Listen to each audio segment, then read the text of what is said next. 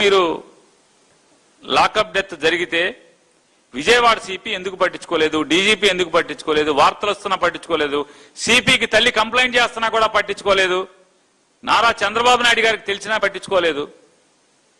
ఎందుకు పట్టించుకోలేదు? మీరేదో పని చెప్పారు, ఆ పని చేయడంలో మరి ఆ కుర్రాడిని ఆ పని తొదముట్టించమనే పనా లేదా ఇంకేదైనా పనిలో ఆ రాబట్టే పనిలో కుర్రోడు ప్రాణాలు పోయినాయా? ఇక భగవంతుడు తెలియాలి. ఎందుకంటే నిజాయితీగా ఎంక్వైరీ చేసేవాడు ఎవడు లేడు కదా, నిజాయితీగా ఎంక్వైరీ జరగట్లేదు. పోలీసులకు ఏమొచ్చింది? అమ్ము చంద్రబాబు గారిని నమ్మకూడదురా బాబు, చంద్రబాబుని నమ్మితే అయిపోయాం మనం, చంద్రబాబుని నమ్మామా సిఐ నాగరాజుకి పట్టిన గతే, లేదా కానిస్టేబుల్ అశోక్కి, లేదా ఇంకోళ్ళకి వాళ్ళకి పట్టిన గతే మనకు పడుతుంది, వాడుకుంటాడు, మన ఎరైజ్ చేస్తాడని చెప్పి చంద్రబాబు నాయుడు మీద అనేది పోలీసులకు ఒక భయం వచ్చింది. వైఎస్ఆర్ కాంగ్రెస్ పార్టీ వాళ్ళని పెట్టినట్టుగా తప్పుడు కేసుల్లో ఇంకా పెట్టరు, దూకుడుగా వెళ్ళి కొట్టరు, తన్నరు, లాకప్లో కేసులు పెట్టకుండా ఎత్తుకొచ్చి రాత్రిపూట ఎత్తుకొచ్చి దారిలో ఎక్కడో కుమ్మటం, స్టేషన్లో తీసుకెళ్లి కుమ్మటం, ఇట్లాంటివి ఇక పోలీసులు చేసే పరిస్థితి కనపడతలేదు.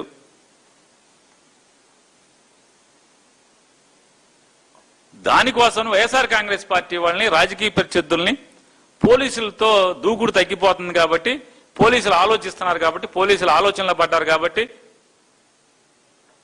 ఏమి పోలీసులు మనకేమి ఇవ్వడో, రావాల్సిన ఏమి ఇవ్వడో, ప్రమోషన్లకి డబ్బులు ఇచ్చుకోవాల్సి వస్తుందని చెప్తున్నారు, ఫుల్గా వాడుకుంటున్నారు, మనని అడ్డగోలుగా తప్పుడు పనులు చేయిస్తున్నారు. ఇవాళ మన జైల్లో కూడా పెట్టిస్తున్నారు, మన మీద మర్డర్ కేసులు కట్టి. మనం వాళ్ళు చెప్పిన పనులే కదా మనం చేసేది. మనం ఏం చేసాం? మన ముద్దాయిలుగా ఇటువంటి పోలీసులు మనకెందుకు రా బాబు, గోడెక్కేద్దామని గోడెక్కేస్తున్నారు మెల్లగా పోలీసులు. ఎప్పుడైతే గోడెక్కేస్తున్నారో ఇప్పుడు చంద్రబాబులోకి భయం వచ్చింది. రాష్ట్రంలో పరపతి పోయినా పర్లా, 2 ఏళ్ల ముందు పరపతి పోయింది. ప్రజలు చంద్రబాబు నాయుడు గారి ప్రభుత్వం పేక కొయ్యటానికి, అంటే ఈ ప్రభుత్వాన్ని 5 ఏళ్లు ఉంచాల్సిన ప్రభుత్వాన్ని 2 ఏళ్లకి ఎప్పుడు పోతుందా అని చెప్పని పూజలు చేస్తున్నారు ఈ ప్రభుత్వం అని. చంద్రబాబు నాయుడు గారి ప్రభుత్వం ఎప్పుడు పోతా బాబు అని చెప్పని రోజు దేవుని తలవని రోజులు, ఏ మతంలో కానీ.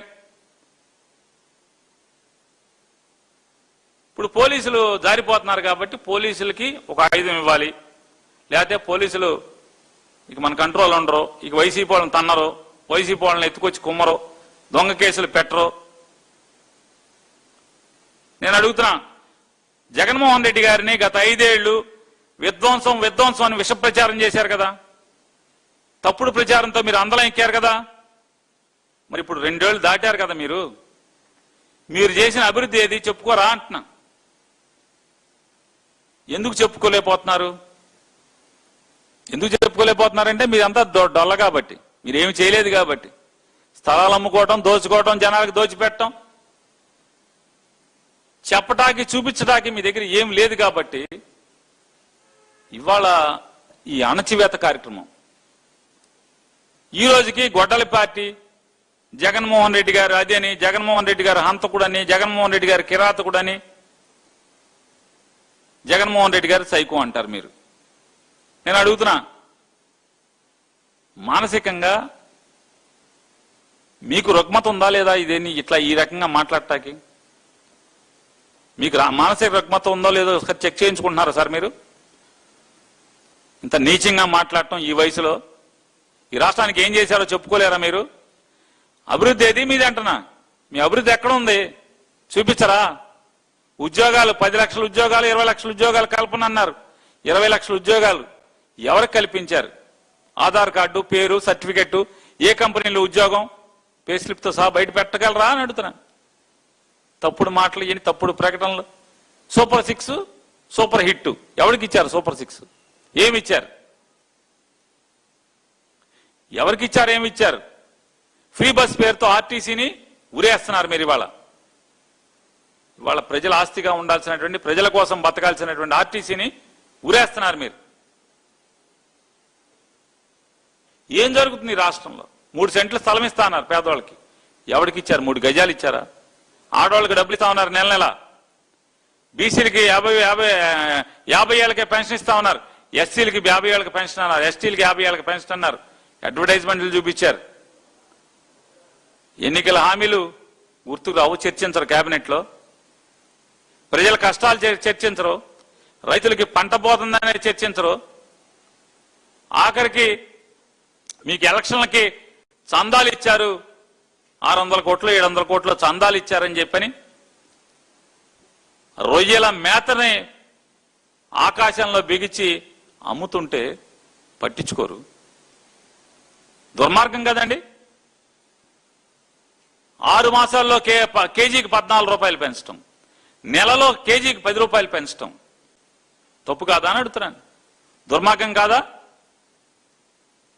మీరు 4 రూపాయలు పెంచమంటారు, వాళ్ళేమో ఒక రోజు ఆగి 2 రూపాయలు తగ్గిస్తారు. 4 రూపాయలు మీరు తగ్గించమంటారు, 2 రూపాయలు వాళ్ళు తగ్గిస్తారు. అంటే ఈ రొయ్యల మేతల తయారీదారులకి మీరంటే ఎంత భయం, ఎంత భక్తి ఉందో, ఎంత బాధ్యత ఉందో మీ మాట మీద.